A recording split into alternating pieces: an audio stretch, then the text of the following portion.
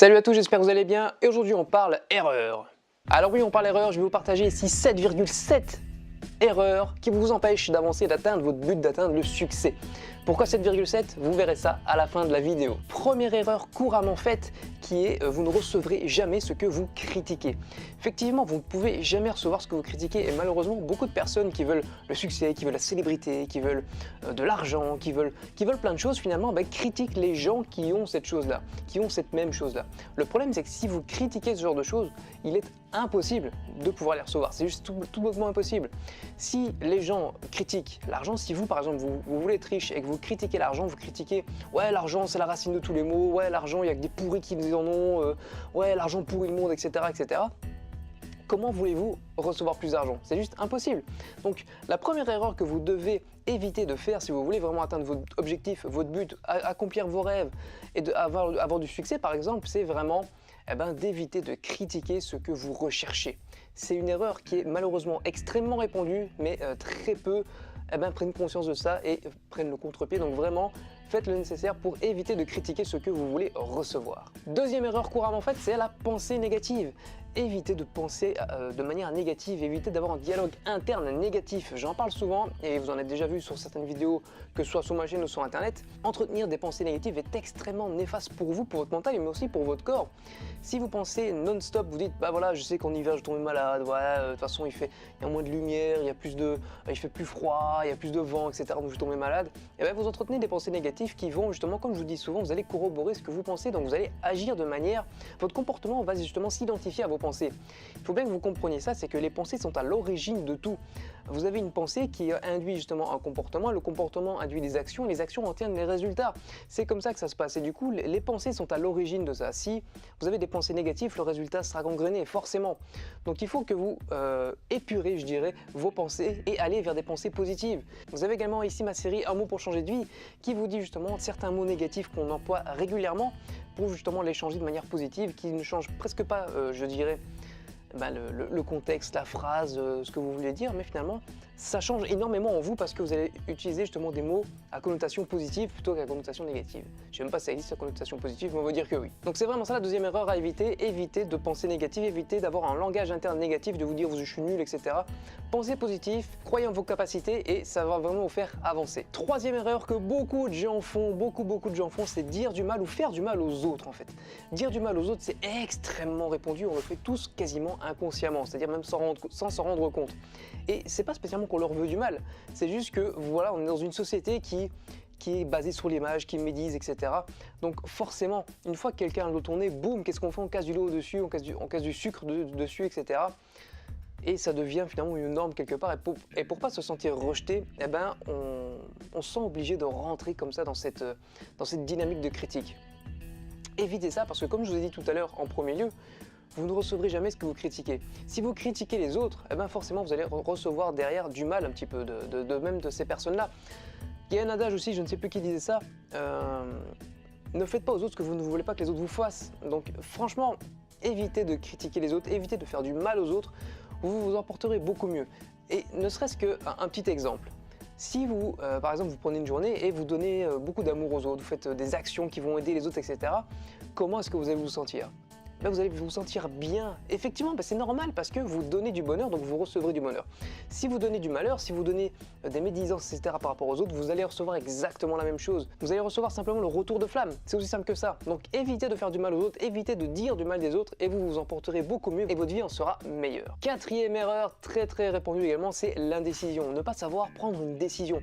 C'est, je dirais, mortel, c'est létal pour vos rêves, pour vos objectifs, pour tout ce que vous voulez accomplir, c'est vraiment létal, c'est l'indécision, c'est le pire des maux, je dirais, avec la peur.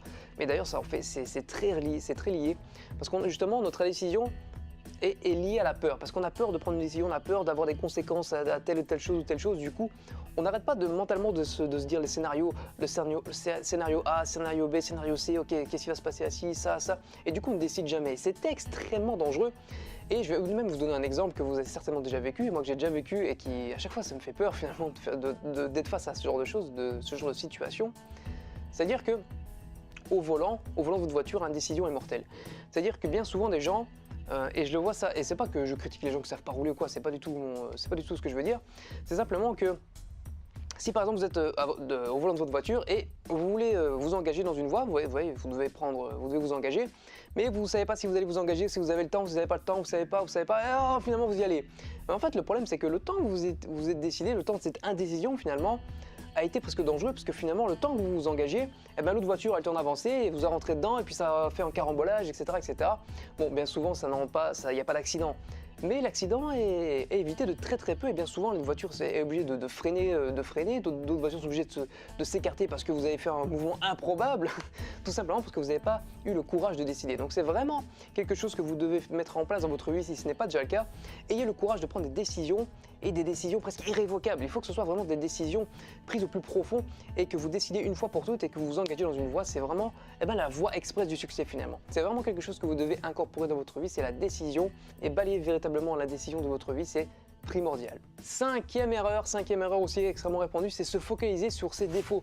Évitez de vous focaliser sur vos défauts. Bien trop de gens se focalisent dessus, bien trop de gens se disent ouais je sais pas dessiner, ouais mais comment tu veux que j'atteigne le succès, moi je sais pas compter, j'ai aucune notion dans les comptabilités, ouais mais comment tu veux que je devienne un bon cuistot, je connais même pas les aliments, je sais pas qu'est-ce qu'ils apportent, etc. Arrêtez de vous focaliser sur vos défauts. Si moi je faisais ça, j'arrêterais tout ce que je fais. Regardez, moi je suis nul en orthographe, je fais souvent des fautes d'orthographe, j'en ai d'ailleurs peut-être fait dans des vidéos, j'en ai certainement fait dans des e-books que j'ai fait, etc. Mais si je devais m'arrêter à ça, je ne ferais absolument rien. Si je devais m'arrêter à mes défauts, eh ben, je ne ferais plus rien finalement, je suis petit, etc. Mais si je devrais m'arrêter à ça, c'est fini, ma vie elle est foutue quoi. Arrêtez de vous focaliser sur vos défauts et je vous dirais même, faites de vos défauts une force. Vous savez quoi? Même mon incompétence entre guillemets en orthographe, parce que bon, je suis pas nul à chier en orthographe, bon d'accord, mais c'est en fait je me relis pas tout le temps, etc. et je fais des fautes d'inattention, etc. Certes, ok, je fais des fautes d'orthographe, je suis tout à fait conscient de ça. Mais vous savez quoi, j'en fais même une force de ça. Alors vous allez me dire, mais comment faire une force de faute d'orthographe? Comment tu veux tirer parti de ça? Et ben finalement, quand j'ai fait une pub par rapport à mon e-book photo, quelqu'un est venu dire ah tu fais des photographes, tu ferais mieux d'apprendre l'orthographe, ou je sais plus ce qu'il m'a dit, enfin bref. Et je me suis servi de ça parce que ça m'a finalement les gens sont venus voir grâce à ça, vous voyez ce que je veux dire? C'est-à-dire que grâce à mes fautes d'orthographe, grâce à mon défaut quelque part, eh ben, ça m'a permis d'avoir plus de visibilité derrière. Donc prenez vraiment le contre-pied de vos défauts, arrêtez de vous focaliser dessus, et si vous voulez vraiment vous focaliser dessus, prenez le contre-pied, prenez le revers de la médaille, faites de votre défaut une force, faites de votre défaut une force et vous verrez que vous avancerez beaucoup plus vite. Donc soit vous vous focalisez sur ce que vous savez faire et sur vos qualités, soit vous faites de vos défauts une force. C'est ce que je vous conseille de faire. Sixième erreur qui est beaucoup trop répandue à mon goût, beaucoup trop, c'est regarder la télévision ou du moins les journaux de mauvaises nouvelles comme je les appelle. Arrêtez de regarder la télévision, arrêtez, ça sert à rien, ça vous apporte absolument rien, c'est de la merde, d'accord? La majorité des choses qu'il y a à la télé, c'est de la merde, je dis pas tout, parce qu'il y a certains documentaires, certaines émissions qui sont intellectuellement, je dirais, intéressantes, mais la majorité des trucs qu'il y a, c'est de la merde, quoi. Je veux dire, les téléréalités, tout ça, ça vous pourrit le cerveau, franchement, arrêtez de regarder la télévision, en plus de ça, on vous manipule, vous êtes au courant que les médias vous manipulent de toute façon, et Internet et YouTube, c'est une formidable plateforme. Il n'y a pas que du bon dessus, mais c'est une formidable plateforme parce que c'est une plateforme, je dirais, libre. On peut faire ce qu'on veut, moi je peux dire ce que je veux, et bon, pratiquement ce que je veux, d'accord, parce qu'il y a certaines choses qui sont un petit peu interdites, etc. Mais je peux dire la majorité du temps, je peux dire ce que je veux, je peux transmettre mon message, je peux dire la vérité, personne ne m'en empêchera, pardon. Tandis qu'à la télé, c'est bien différent. À la télé, tout est manipulé, tout est orchestré, tout est cadenassé, etc. Et tout est fait justement pour vous inciter à faire des choses, à vous acheter, à vous manipuler, à que vous ayez peur, etc. Regardez les journaux de nouvelles. Pourquoi est-ce que vous regardez ça tous les soirs ou tous les midis? Pourquoi est-ce que vous regardez ça sérieusement? 99% des choses qu'il y a dedans, c'est négatif. Est-ce que vous avez souvenir, franchement, d'avoir un seul journal où il n'y a que des bonnes nouvelles? Non, alors arrêtez quoi, ça vous sert à quoi? Tout le monde sait qu'il y a du malheur dans le monde, tout le monde sait qu'il y a des gens qui crèvent de faim, tout le monde sait qu'ils crèvent de soif, tout le monde sait qu'il y a de la guerre, des morts, etc. On le sait, on n'a pas besoin de nous rappeler ça. Je veux dire, si vous avez besoin de ça pour que vous preniez conscience de certaines choses, c'est que vous avez un problème quelque part. On a assez baigné là-dedans.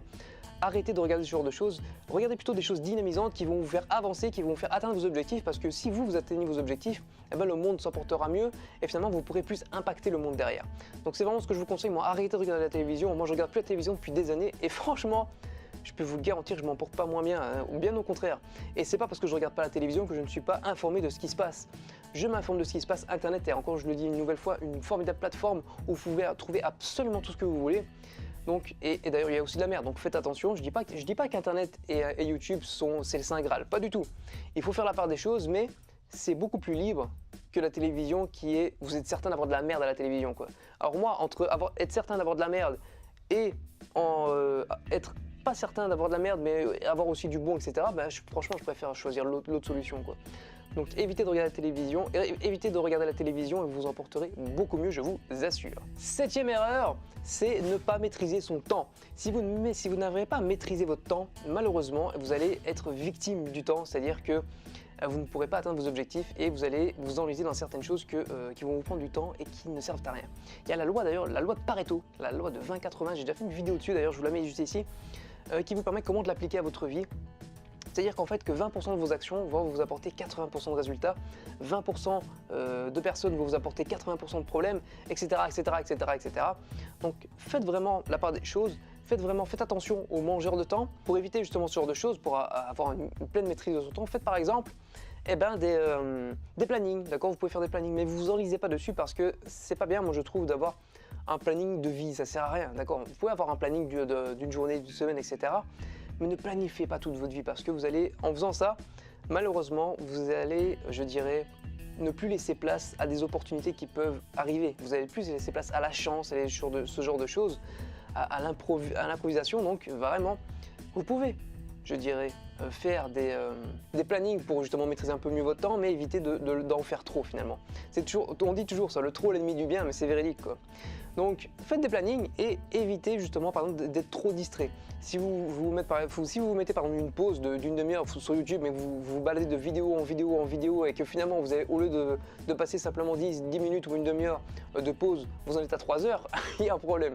Mettez une alarme par exemple sur votre téléphone et boum, faites preuve d'autodiscipline. C'est quelque chose à développer, c'est pas quelque chose qui se crée comme ça du jour au lendemain chez vous, c'est quelque chose qui se développe et faites ça par rapport avec des petites habitudes au fur et à mesure et vous verrez que vous arriverez de mieux en mieux à maîtriser votre temps. Et le virgule 7, voilà, le virgule 7, la 7,7e erreur à éviter, c'est de vouloir tout faire trop vite finalement. C'est une petite bonus que je vous donne. Et malheureusement, je l'ai remarqué, notamment chez moi et notamment chez d'autres personnes, qu'on a tendance à vouloir tout faire trop vite. Il faut savoir déléguer et il faut savoir aussi prendre son temps pour certaines choses. Et n'hésitez pas à vous entourer d'une équipe performante, également de proches qui vous aident et qui vous accompagnent dans ce que vous faites et qui est dynamisant quelque part. Mais également, prenez votre temps. S'il y a des choses qui prennent du temps, ne soyez pas impatient, d'accord? L'impatience va également tuer vos rêves, va également tuer vos objectifs et ce que vous voulez atteindre. Soyez patient sur certaines choses. Je sais que dans le monde dans lequel on vit aujourd'hui, la patience est une vertu qui s'est énormément perdue, j'en suis conscient. Mais soyez patient. Soyez patient car si vous faites des efforts dans ce qu'il faut, si vous appliquez vraiment dans ce qu'il faut, vous êtes décidé et que vous mettez les efforts qu'il faut où il faut, je peux vous garantir qu'avec de la patience, vous atteindrez vos objectifs. Je le vois d'ailleurs dans ce que je fais. Aujourd'hui, on est à la 96e vidéo. Il ne me reste plus que 4 à tourner derrière. Et j'aurais finalement accompli un objectif pour moi qui était extrêmement difficile. Faire une vidéo par jour pendant 100 jours, c'est extrêmement difficile, mais à force de travail, à force d'efforts, à force je dirais, de pugnacité, de ténacité quotidienne et de persévérance, eh ben, avec de la patience, j'y suis arrivé et j'y arriverai. Donc c'est vraiment mon conseil. Soyez patient, faites les choses comme il faut. Je préfère que vous fassiez les choses bien, lentement, plutôt que mal et vite. On dit souvent vite fait, bien fait, mais c'est un adage qui est très connoté, je dirais, parce que vite fait, bien fait, ça a une connotation de mal fait finalement. Donc prenez votre temps, soyez patient et je peux vous garantir que vos efforts paieront. C'était ma vidéo d'aujourd'hui, j'espère qu'elle vous a plu. N'hésitez pas comme d'habitude à vous abonner, à partager Facebook, Twitter, etc., etc. Également, en complément de cette vidéo, vous êtes tout à fait libre d'accéder aux 47 étapes du succès qui est juste dans la description. Les 47 étapes, c'est pour vous, c'est offert. Et je vous rappelle qu'en fait, 97% des gens n'appliqueront pas ce que j'ai dit dans la vidéo, n'appliqueront pas et diraient que c'est de la merde. Et 97% ne cliqueront pas sur le lien qui est juste en dessous et qui vous permettra finalement d'atteindre votre objectif. Feriez-vous partie de ces 3% qui vont cliquer sur le lien pour atteindre leur objectif, pour se bouger, pour vraiment faire ce qu'il faut pour accomplir leur rêve? C'est la question que je vous pose. Faites-vous partie de ces 3%? Sur ce les amis, n'oubliez pas que la vie est un jeu. Alors, amusez-vous bien. Ciao!